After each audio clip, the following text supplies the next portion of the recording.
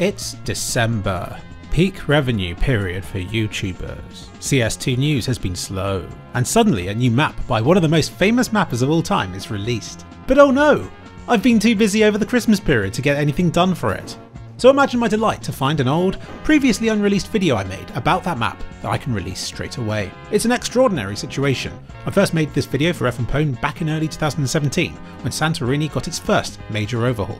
This was still about a year after the map's initial release, but it nicely covered the changes he had made to it, why he'd made the changes, and it contained footage of semi-pro players from the time playtesting it. Now, I spent a good few days of my life making this video, and remember was very proud with how it turned out. Couldn't wait to release it. But for some unknown reason, he told me not to release it. So I didn't. It's been on my mind ever since.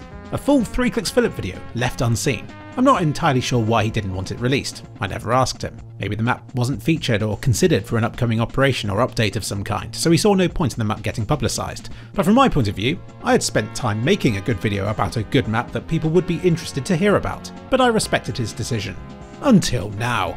Because times change, and this video is no longer a video about Santorini. It's now a historical record of the CSGO version of what's known as D-Thera. And more importantly for me, it's a fascinating chance to see how 2017 3 kliksphilip would fare in a 2023 world. At least this video won't be accused of being AI generated. Well, apparently it is being accused of being AI generated. AI is many things to many people, but one of the more personal reasons I get frustrated about it, as someone who makes stuff, is how it discredits my real work that I create using my own real time and effort. Especially when I know how inferior an AI generated copy of this kind of content would be. But for older content such as this to also be accused of being AI generated reassures me, because it's a sign that my content hasn't become more like AI generated stuff, and that it's more a case that modern audiences will be quick to accuse anything of being AI generated. Even before the era of AI generated grey goo everywhere, which we appear to be entering right now. I suspect that most people aren't amazed by the possibilities of AI because they think it's what computers have always been capable of already. This is somewhat confirmed to me when somebody points at a CGI scene in a movie and says, "This is clearly AI generated." As though Lord of the Rings was made by me just being like, "Hey Bing, generate the Battle of Helm's Deep for me. Thanks." AI has just become a blanket term for some people to use when they know something's digitally made but aren't sure of the specifics. But it's reassuring for me, because at least now I know when my videos are accused of being AI, even when they're old, that it's just a blanket accusation and not a slight aimed at my newer content or anything like that.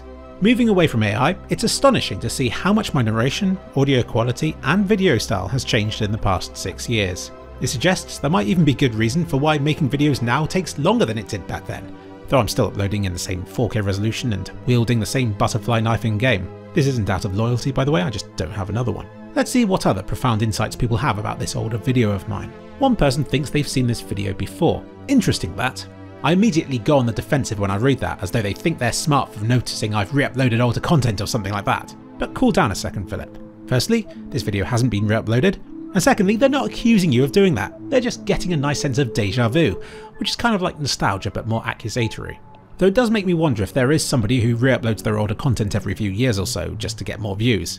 I know when I find a new channel I like, even though they might have a massive backlog of awesome content for me to watch, I still only watch anything new that's just been released on the channel. So maybe I could try re-uploading some of my content, especially the ones I thought underperformed the first time around. Although doing that would be very naughty of me. A lot of comments remarked on how this video was inferior to the other ones I've released this year, but when it's in response to an older video then I can't lose, can I? It's actually really pleasant and reassuring to be told that I've improved my video making so much since making this video. The general feedback, at least from the people who read the description, seems to be that I have improved massively since 2017. And this comment's even nicer, suggesting that I might continue to improve without even knowing it, to the point where 2023 content such as this will seem bad and outdated come 2030. How nice is that? I might still be getting better. I even managed to give some people a sense of nostalgia, using nothing but a forced and slightly higher pitched voice and some clips of CSGO. I guess with CS2's release it's added even more value to older videos such as this. Happy to be of service. There were a few people who hinted that they preferred this older style, where I used to be more informative and to the point, rather than the slightly more entertaining and jokey focus that I have now. I suppose I see the topics I cover as being rather dry, and although I may appear as educational, I think most people hang around because they can be reasonably entertained by my content as well. And I'd rather be entertaining because purely educational content means I'm heavily critiqued by anybody wanting to prove they're better at that subject than I am, while entertaining videos are more likely just to get silly dank memes and people repeating the jokes I've made but in less funny ways, which is easier for me to tolerate, and it actually makes it easier to do sponsorships as well, which can stand out like a sore thumb when put in the middle of a very dry, informative video about a very boring topic. But yeah, that's my opinion on why I've changed since 2017. And making my videos into smaller sketches also opens the possibility up of releasing shorts of them as standalone videos, since at least YouTube recommends those for people to watch, and they earn me so much money. This guy here had an interesting comment. I think his statements are somewhat skewed by a language barrier, which I think may have made some of his observations seem meaner than they were intended to be. Like that I should stop spending money on better equipment and to make better content instead, and he mentions Oddgrub as an example of this, and he thinks that my content has plateaued in quality. Well, I did ask for feedback on this video and I got it, so fair enough. But I think generally he's just trying to say that 3kliksphilip has maxed out his potential and that 2kliksphilip still has room to grow further, which I completely agree with. But I'll still cry about it. A few things in this video are painfully outdated, which goes to show just how quickly stuff can change on the scene.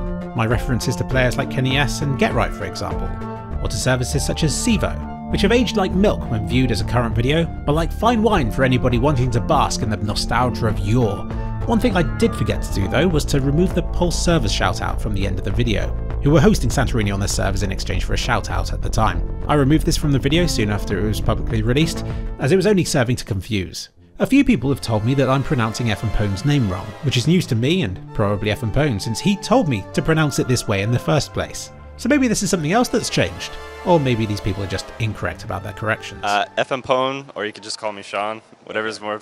I remember back in the old days I was scared of using music in my videos. I hadn't found any that suited my particular content, and so 3kliksphilip often just spoke to a silent background. Now I'm really proud of how I've started using music and how the playlist has grown so much since 2017, and this is painfully obvious to my viewer base when subjected to a silent video such as this Santorini one. I got this weird comment talking about doing the first dislike. Now this was a commonplace kind of comment to receive back in the day, but not so much here in 2023, so I wonder if he's being weirdly nostalgic and ironic by posting this, or if he's just a little shit. So I'm not sure how Effanpone will feel about this video being released now. It'll probably give his new version some publicity by proxy, and it might even remind him of older times or something like that. But really, I released this for me, and for you. And for this video that you're watching on kliksphilip right now. For me, it puts an end to many what ifs. This video is why I can't just make a bunch of videos in advance and schedule them well into the future. Because my channels do make videos on changing topics and on changing communities, and the change is gradual day by day.